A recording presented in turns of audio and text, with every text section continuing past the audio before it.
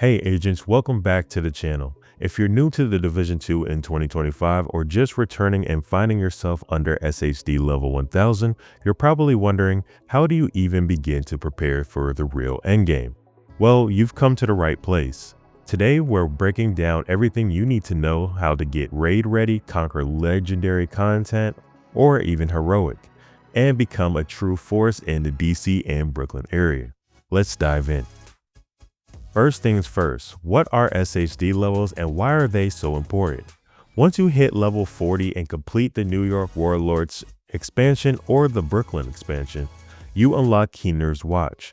This replaces the old gear score system and introduces SHD levels. Each level you gain gives you a point to allocate into one of the 5 categories: offense, defensive, utility, scavenging, and so on. Think of it as your infinite progression system.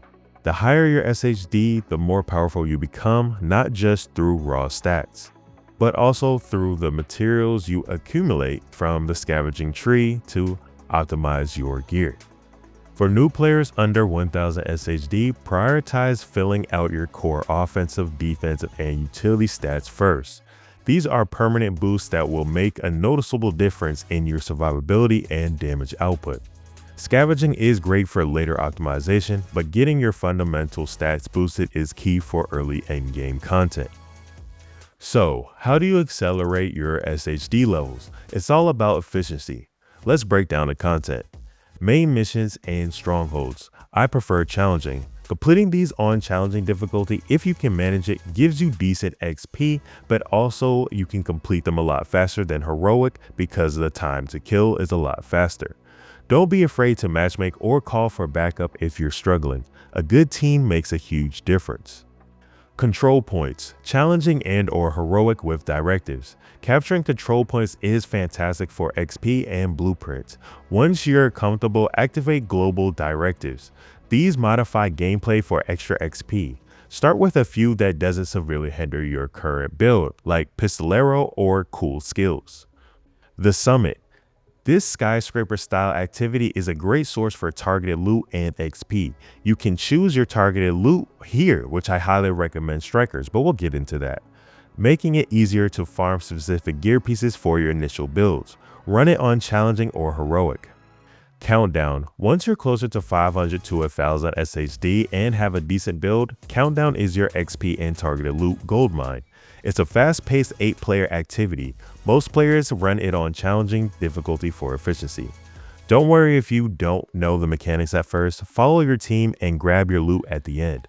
Hunters here can hack your skills, so don't bring any assault skills. I did make a video on this. Make sure you guys check back into it. I will leave it at the end of this video. But do not bring assault drones or assault turrets because they can be hacked, or anything like hives or anything that can hurt your teammates. Open world activities and bounties. Don't underestimate the power of cleaning out those unwanted enemies in the open world activities like propaganda broadcasts or public executions and convoys. Bounties, especially on heroic, also give significant XP.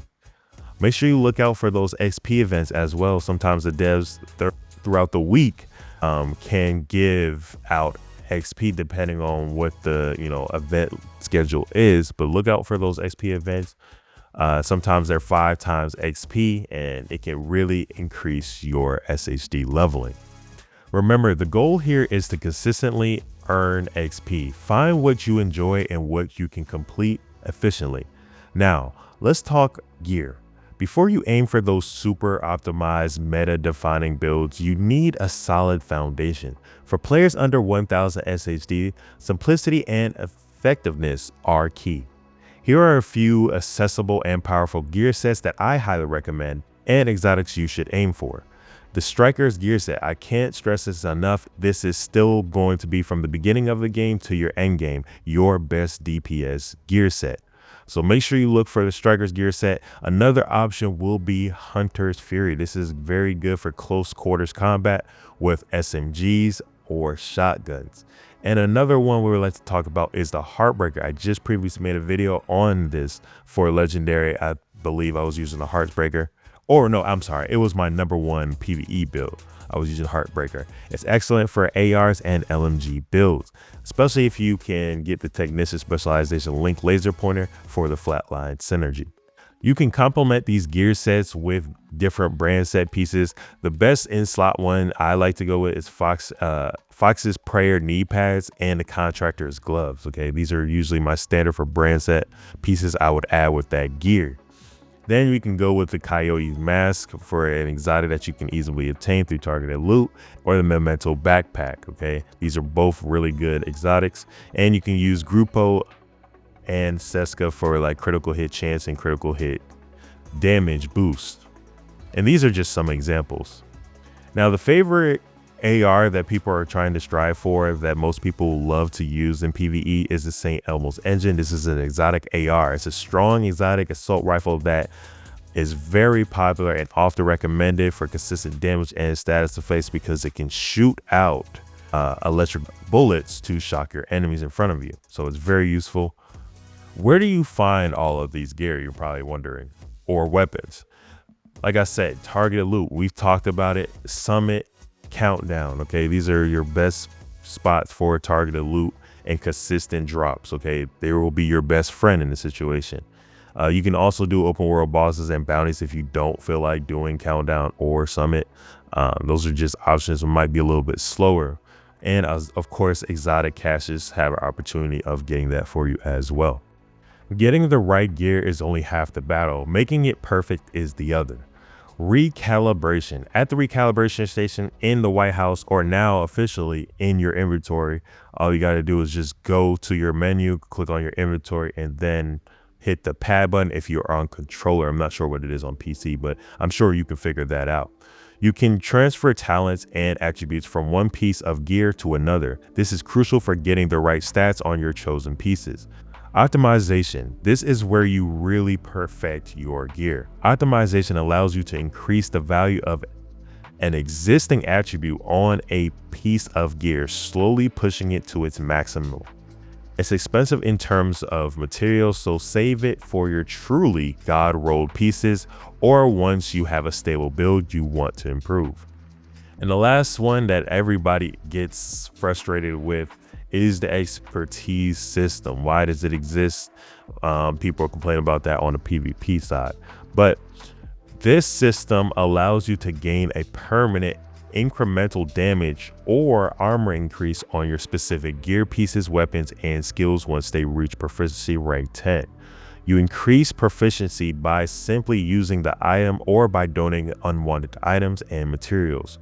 Your overall experience or expertise level limits how high you can upgrade individual items. So my tip to you is don't stress too much about expertise until you have a few solid builds ready. It's a long-term grind. Focus on getting proficient with the gear you want most. Specializations can provide you a unique signature weapon, skill tree, and technical perk. As a new player, choosing the right one can significantly boost your effectiveness. Gunner.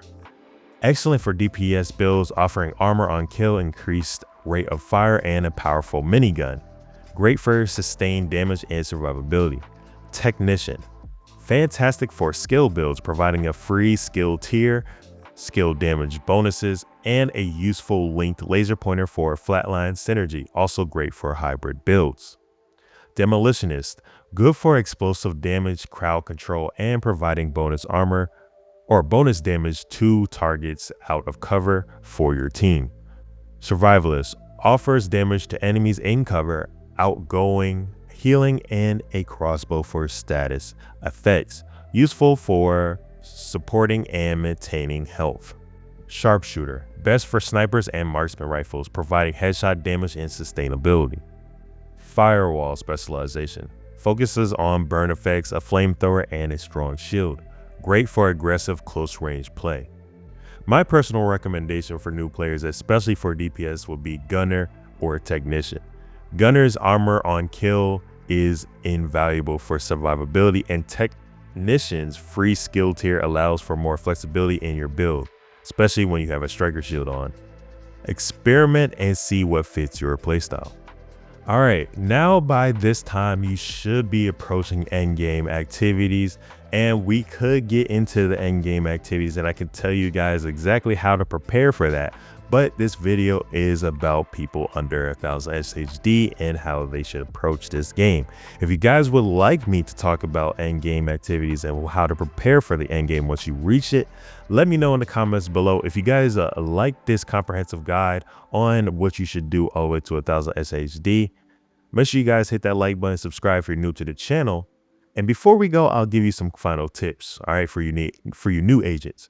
Always use cover, learn gear stats, dismantle or sell unwanted items for materials, or if you need any additional gold, projects, and donations. Make sure you do those weekly and daily projects for additional tips, and join the clan if you haven't. I have a free clan going on right now on the PlayStation server, so look me up.